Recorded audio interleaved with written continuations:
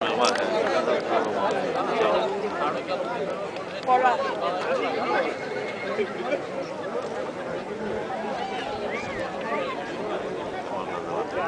Va a morder todavía.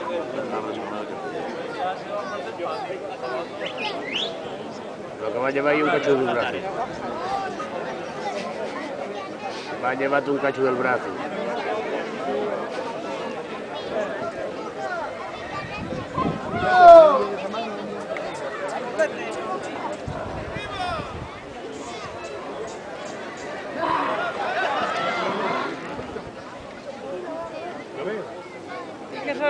Tienes que montarlo por la izquierda. Ahí, por ahí, sí.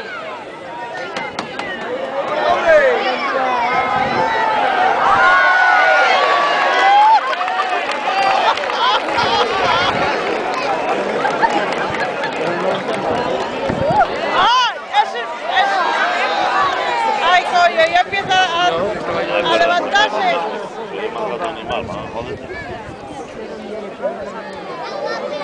Dale 2 vueltas al cuello, hombre. Dale otra vuelta más. Sigo.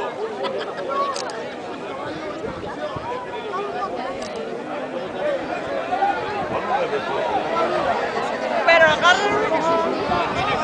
Mírate arriba, hombre. Agarra la cuerda más corta.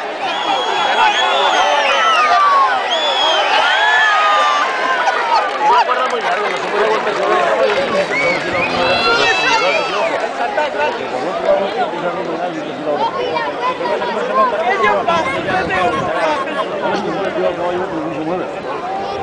Agarra la cuerda más corta.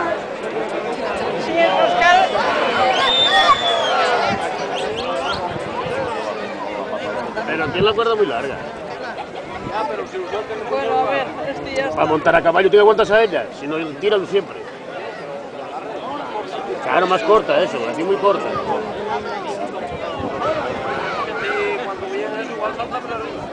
Ya, pero